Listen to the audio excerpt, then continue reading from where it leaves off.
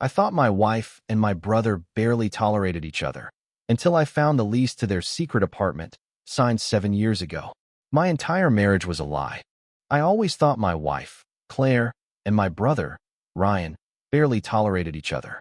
Their interactions were distant at best, filled with awkward silences and passive-aggressive jabs whenever we all got together for family dinners. It never crossed my mind to question it. Some people just don't get along. And honestly, I had enough to worry about with work, our daughter, and the general struggles of maintaining a marriage after a decade together. That's why, when I found the lease agreement, my first reaction wasn't suspicion. It was confusion. I was clearing out a filing cabinet in our home office when I stumbled upon the crisp, yellowed pages tucked beneath a pile of old tax documents. At first, I thought it was just some rental paperwork for one of Claire's past apartments before we were married. But as I skimmed the words, my heart pounded faster. Tenant names: Claire Dawson and Ryan Dawson. I blinked. My mind struggled to make sense of what I was seeing. The address was unfamiliar. The lease was dated 7 years ago, right around the time Claire and I had been married for just 3 years. 7 years ago, before our daughter was even a thought. I reread the document, as if I'd somehow misread the names. But there it was, in black ink. My wife and my brother had signed this lease together. The paper trembled in my grip. A million questions raced through my mind. Why the hell would they need an apartment together? It made no sense. Ryan had never mentioned living anywhere other than his downtown loft. Claire had never brought up an old apartment like this. I tried to tell myself there was a rational explanation. Maybe it was some temporary financial arrangement.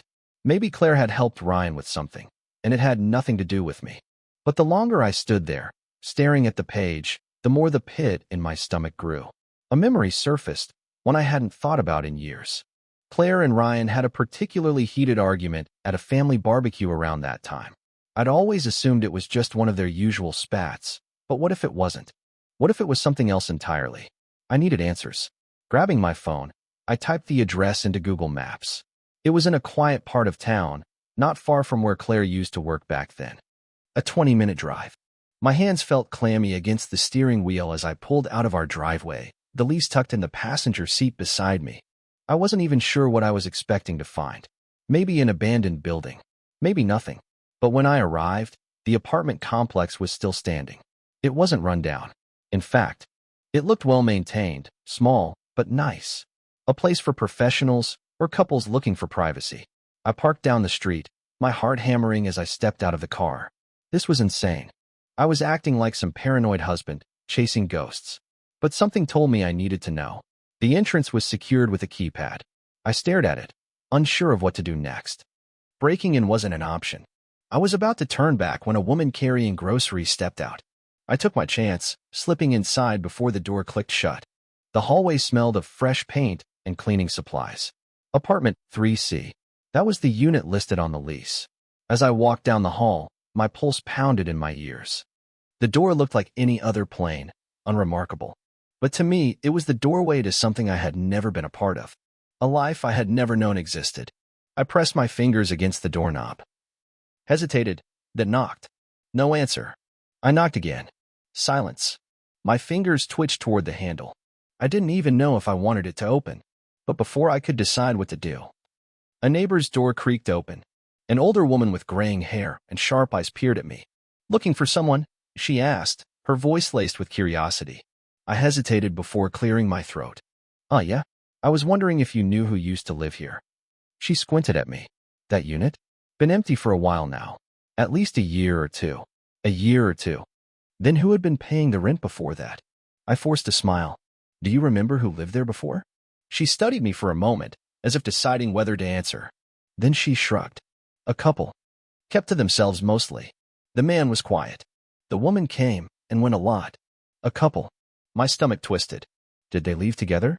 She frowned, then shook her head. "No. The man left first.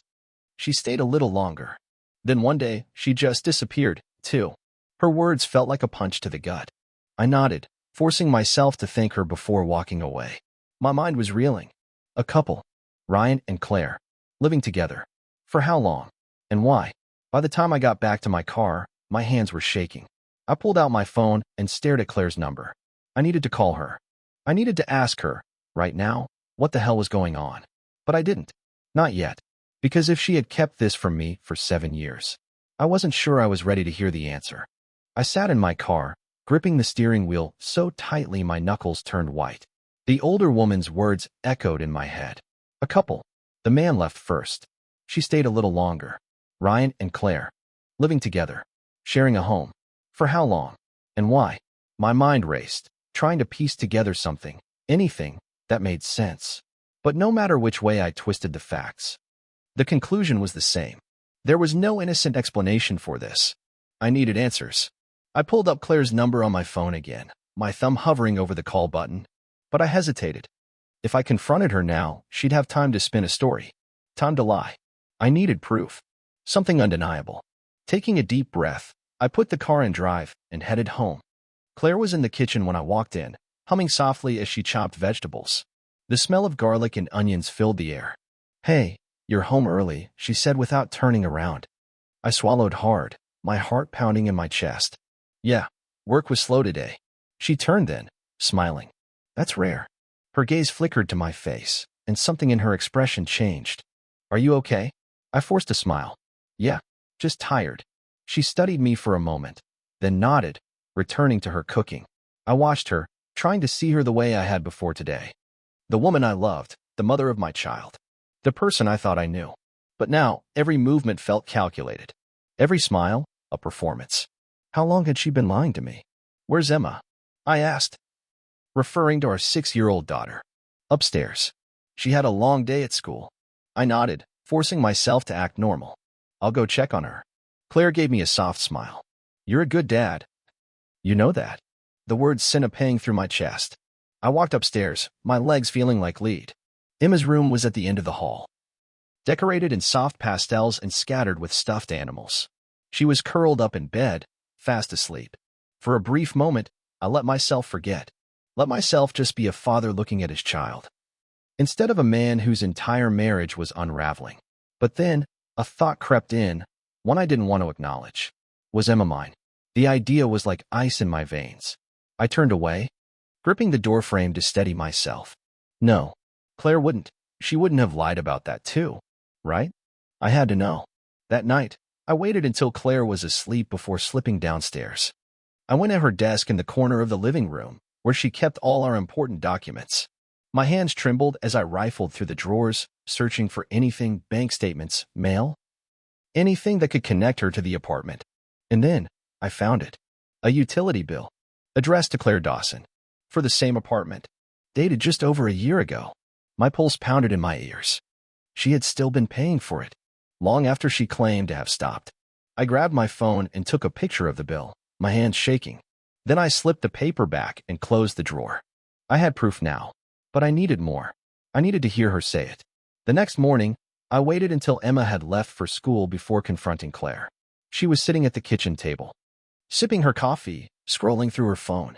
A normal morning. I walked in and set the lease agreement and the utility bill on the table in front of her. Her eyes flicked to them, and for a second, her face remained neutral. But then I saw it, the quick flash of recognition, the tightening of her grip on the coffee cup. She knew exactly what those papers were. "Do you want to tell me what this is?" I asked, my voice eerily calm. Claire stared at the papers, her face unreadable. Then, slowly, she set down her coffee and folded her hands in her lap. "Where did you find that? So you're not going to deny it?" She let out a slow breath. "It's not what you think." I laughed bitterly. "That's funny. Because I think my wife and my brother were secretly renting an apartment together for 7 years. And I think you've been lying to me about it this entire time." Her lips pressed into a thin line. "It's complicated." "No," I snapped. "It's not. It's actually really simple. You either tell me the truth, right now, or I walk out that door and take Emma with me." Her eyes widened. "You wouldn't." "Try me." For a moment, she just stared at me. Then, finally, she spoke. "It started before you and I were together," she admitted, her voice barely above a whisper. "Ryan and I, we were involved."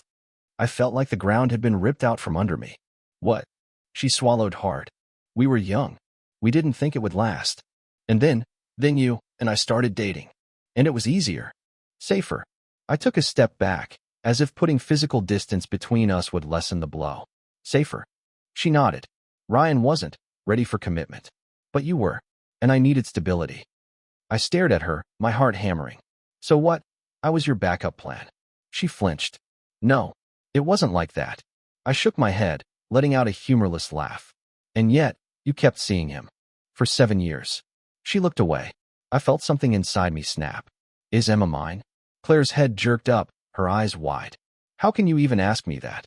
Because I don't know who you are anymore. Tears welled in her eyes. She's yours. I swear to you, she's yours. I wanted to believe her, but I didn't know if I could. So what now? I asked, my voice hollow. You expect me to just forgive you? I don't know, she whispered. I don't know what happens next. I stared at her, at the woman I had loved for over a decade, and I realized something.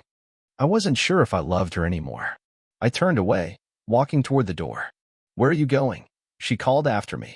I didn't answer, because I didn't know.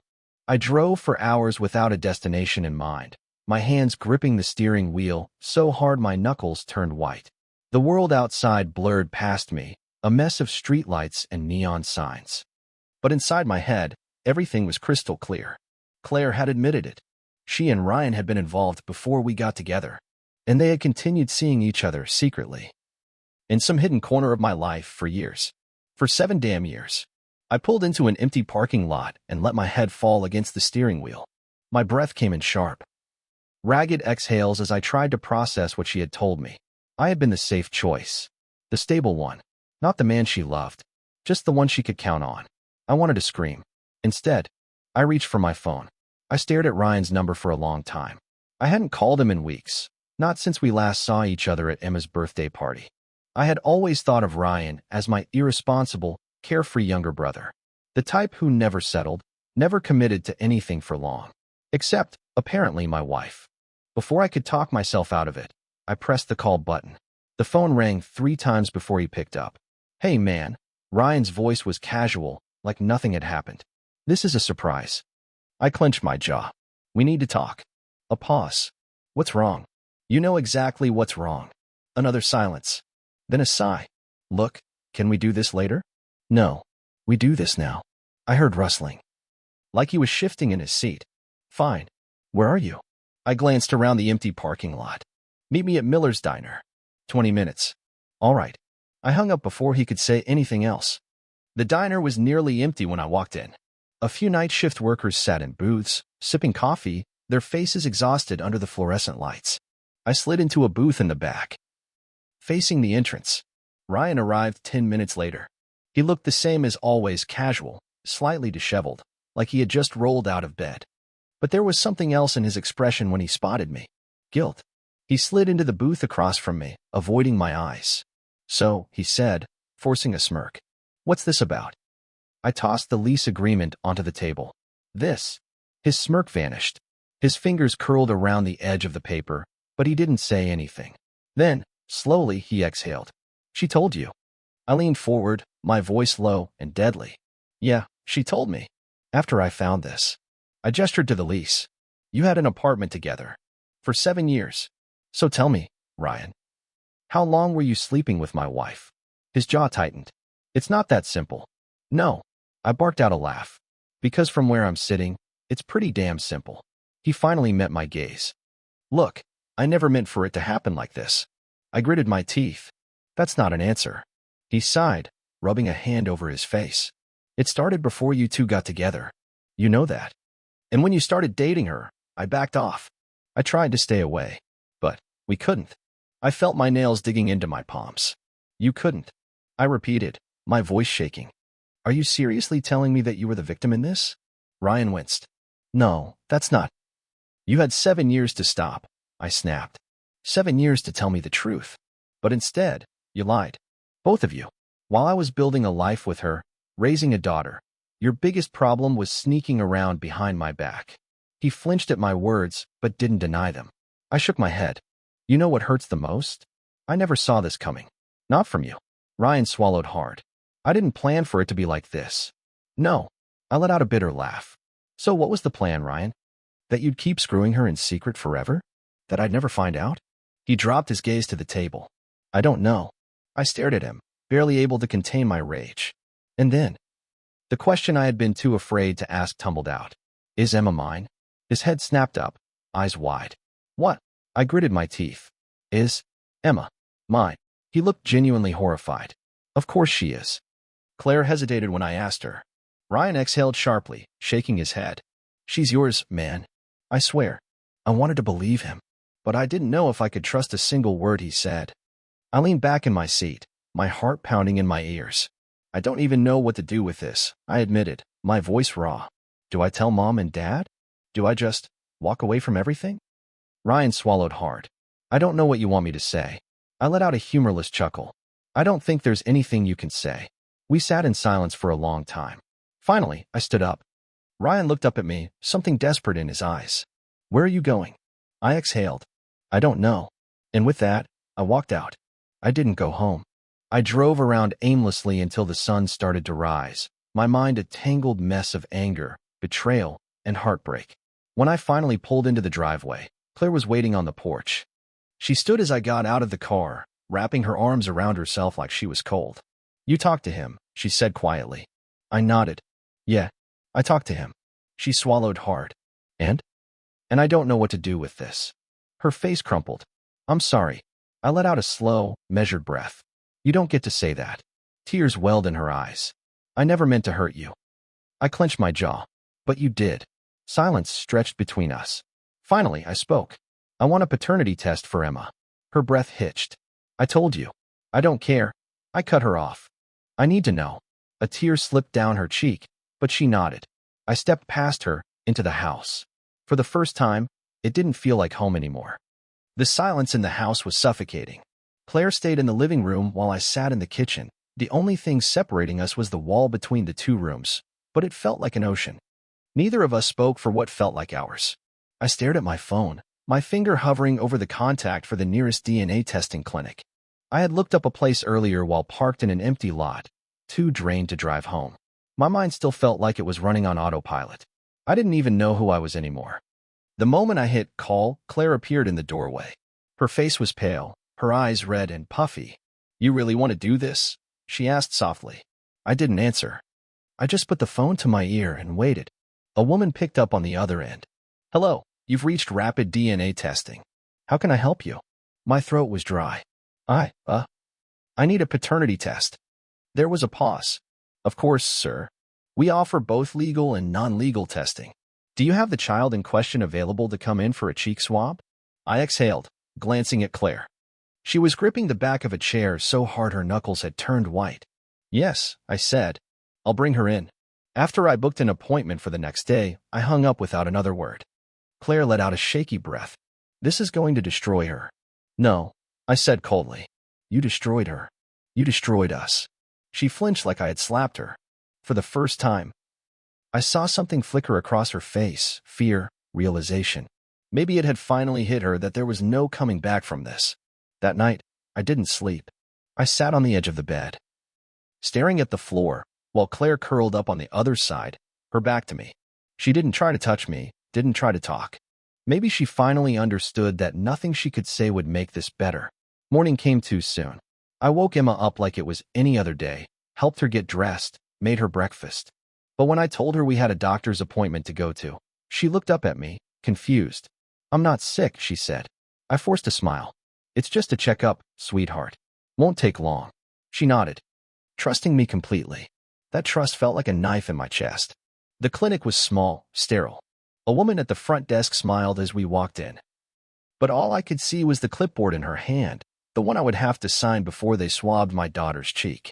Claire sat stiffly beside me, silent as we waited. I could feel her tension, the way she kept gripping her knees. When they called us back, Emma bounced up from her seat. That's me, she chirped. I forced another smile, my stomach churning. The test itself was simple. A swab inside her cheek. A few signatures. That was it. It would take a few days for the results to come back. A few days of hell. When we got back in the car, Emma kicked her legs happily. That was easy. Can we get ice cream now? I swallowed hard. Yes, sweetheart. We can get ice cream.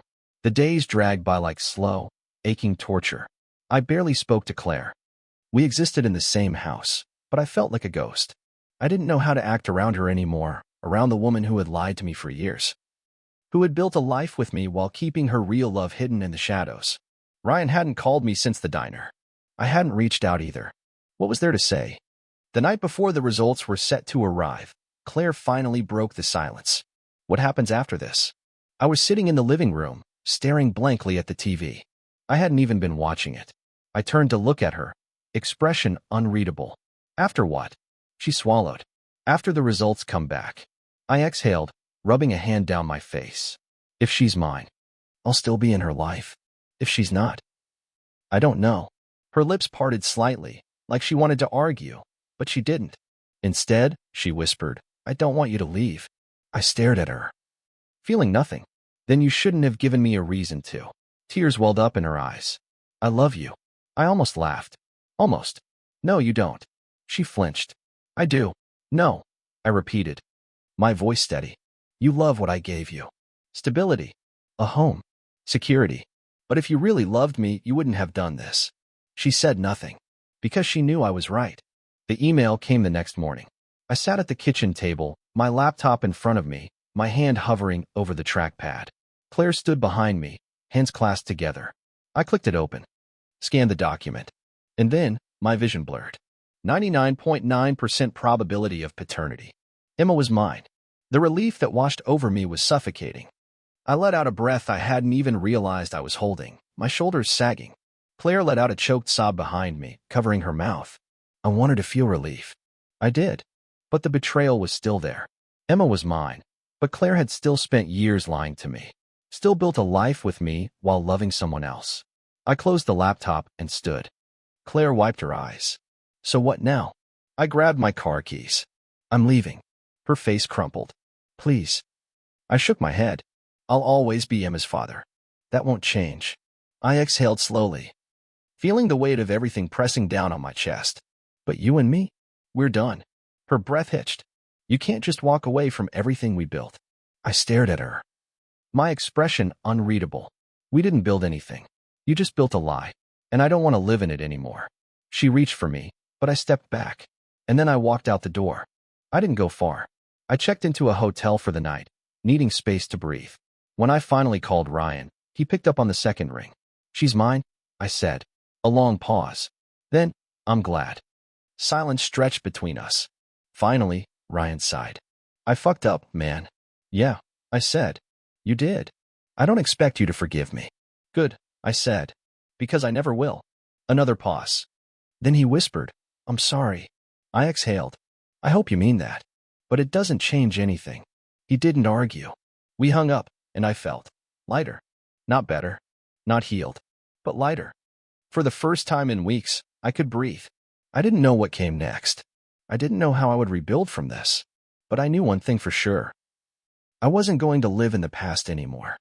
Claire and Ryan could have their guilt, their regret. I had my daughter, and that was all I needed. Thank you for watching. If you haven't subscribed yet, please do so and hit the notification bell to stay updated with more shocking Reddit cheating stories happening around you.